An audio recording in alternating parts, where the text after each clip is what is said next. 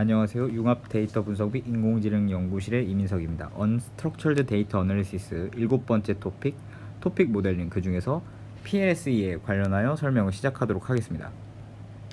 먼저 PLSE는 보시는 바와 같이 한 가지 이제 그 컨셉, 즉 토픽을 다루는 문제입니다.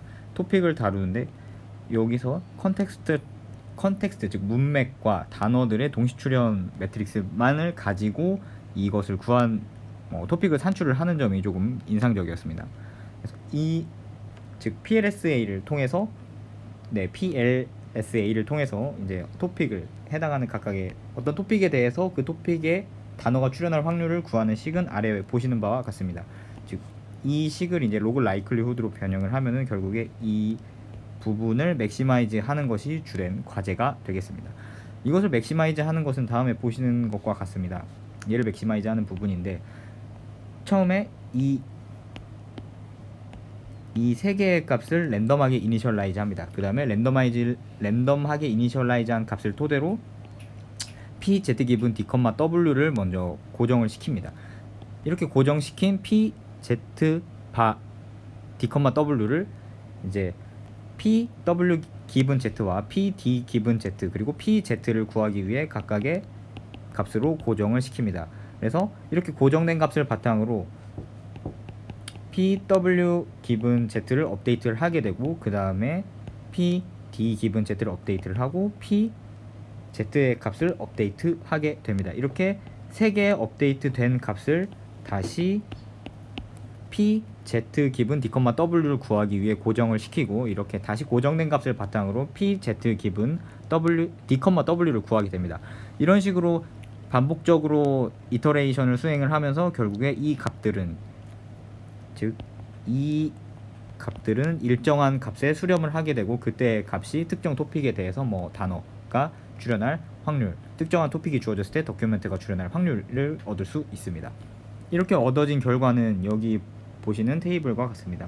토픽을 이런 식으로 쪼갠다고 봤을 때, 토픽이 아니죠. 도큐멘트를 이런 식으로 나눈다고 봤을 때 이 부분이 토픽 1, 이 부분이 토픽 2가 될 것입니다. 즉 토픽 1에 대해 여기 보이는 단어들이 첫 번째 토픽에 대해서 이 단어가 출현할 확률이 가장 높다가 되겠습니다. 제가 이 부분을 하면서 이제 디스커션을 할 만한 부분이 있다라고 생각이 든 부분은, 여기에 있는 이 토픽에 해당하는 매트릭스는 이것과 같다고 생각을 하시면 될 것 같습니다. 즉 이러한 특정한 단어들이 있을 때 특정한 단어들이 이렇게 토픽 1에 대해서 출현할 확률은 각각 이런 식으로 P에 대해서 다시 쓰겠습니다. 확률 P에 대해서 소팅을 하면은 이렇게 정렬이 될 것입니다. 근데 얘를 다시 워드 1, 워드 2, 워드 K까지 표현을 했을 때 특정한 워드에 대해서 이 워드가 특정 토픽에 출현할 확률이 이런 식으로 표현이 될 겁니다. 그러면 결국에 이 매트릭스가 곧 토픽의 개수, 즉 T라는 정보로 압축이 된 워드 리프레젠테이션으로도 볼 수 있지 않을까라고 생각을 했는데요. 즉 저 매트릭스는 이러한 형태로, 즉 토픽에 대해서 압축이 된 형태일 겁니다.